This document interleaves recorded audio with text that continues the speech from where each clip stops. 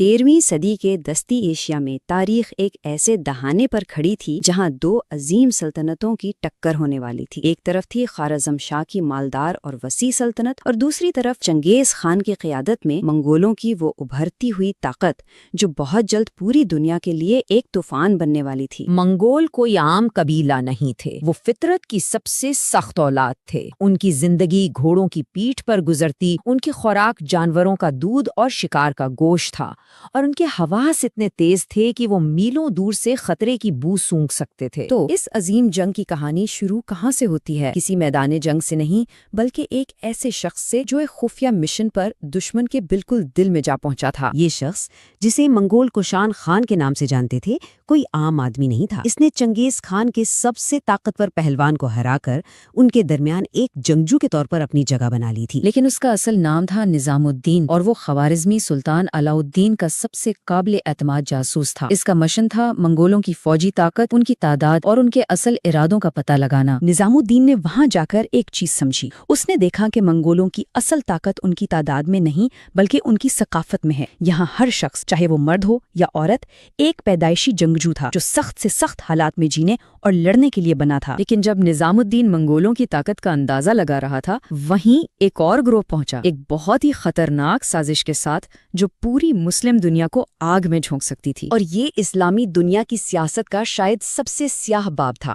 سلطان علاء الدین کی بڑھتی ہوئی طاقت سے ڈر کر بغداد کے خلیفہ نے اپنے ہی ایک مسلمان بھائی کی پیٹھ میں چھرا گھونپنے کا فیصلہ کیا اور چنگیز خان کو مسلم سرزمین پر حملے کی دعوت دے دی۔ لیکن نظام الدین نے اس وفد کو روک لیا اور ان کی غداری کو سب کے سامنے لے آیا۔ اس نے گرجتے ہوئے کہا، تم نے اپنے ذاتی فائدے کے لیے پوری امت کو بیچنے کی کوشش کی ہے۔ تم ایک ایسے ظالم کو دعوت دے رہے ہو جو ہمارے شہروں کو قبرستان بنا دے گا۔ وہاں تہذیب سے میلوں دور ان ویران پہاڑوں میں نظام الدین نے اکیلے ہی اس پورے غدار وفد کو ختم کر دیا۔ اس نے انصاف کی تلوار سے بغداد کی اس گہری سازش کا خاتمہ کر دیا۔ نظام الدین نے ایک سازش تو ناکام کر دی تھی، لیکن اب لالچ کی ایک چھوٹی سی چنگاری ایک ایسی آگ بھڑکانے والی تھی جسے کوئی نہیں بجھا سکتا تھا۔ 4 ایسی مہلے غلطیاں ہوئیں جنہوں نے اس جنگ کو یقینی بنا دیا۔ اترار کے گورنر نے لالچ میں اندھے ہو کر قافلے کو لوٹا۔ سلطان نے بغیر سوچے سمجھے اس فیصلے کو مان لیا، اور جب چنگیز خان نے انصاف کے لیے اپنا سفیر بھیجا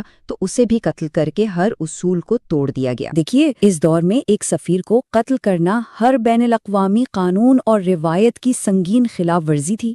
یہ ایک کھلا اعلان جنگ تھا، جس کا مطلب تھا کہ اب بات چیت کا وقت ختم ہو چکا ہے اور فیصلہ صرف تلواریں ہی کریں گی۔ ایک طرف چنگیز خان اپنے انتقام کی تیاری کر رہا تھا، اور دوسری طرف میدان جنگ میں پہلی جھڑپ ہوئی، اور اس جھڑپ نے خوارزمی سلطنت کی طاقت اور اس کی سب سے بڑی کمزوری دونوں کو بالکل واضح کر دیا۔ شروع میں ایک چھوٹی سی جھڑپ میں سلطان علاء الدین اور نظام الدین کی فوج نے ایک منگول دستے کو ایسی شکست دی کہ انہیں پیچھے ہٹنا پڑا۔ یہ ایک بہت اہم فتح تھی جس نے یہ ثابت کیا کہ منگولوں کو ہرایا جا سکتا ہے۔ لیکن سلطان کا سب سے ذہین جرنیل نظام الدین آنے والے طوفان کو صاف دیکھ سکتا تھا۔ اس نے سلطان سے التجا کی کہ وہ اپنی سب سے بڑی طاقت یعنی اپنی متحد فوج کو شہروں میں تقسیم نہ کرے، ورنہ وہ ایک ایک کر کے شکار ہو جائیں گے۔ لیکن سلطان نے وہی تباہ کن غلطی کی۔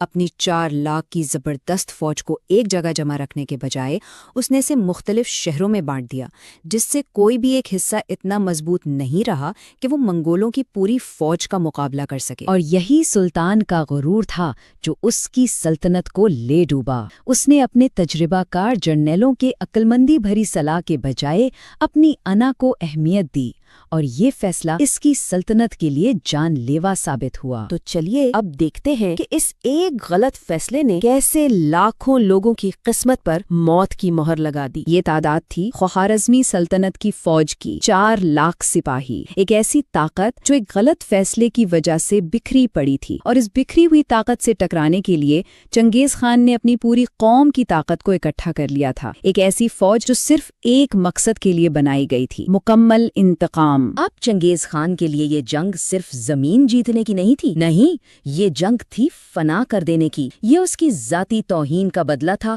اور دنیا کے لیے ایک ایسی مثال قائم کرنے کی جنگ تھی جسے کوئی کبھی بھول نہ سکے۔ خوارزمی سلطنت تباہی کے دہانے پر کھڑی تھی۔ اس کے پاس نظام الدین جیسے بہادر جنرل ضرور تھے، لیکن کیا ان کی ہمت ایک مغرور سلطان کی غلطیوں اور ایک انتقام پر تلے ہوئے فاتح کے غضب پر قابو پا سکتی تھی؟ تاریخ کا سب سے تباہ کن حملہ بس شروع ہی ہونے والا تھا اور وسطی ایشیا کی زمین خون سے لال ہونے والی تھی۔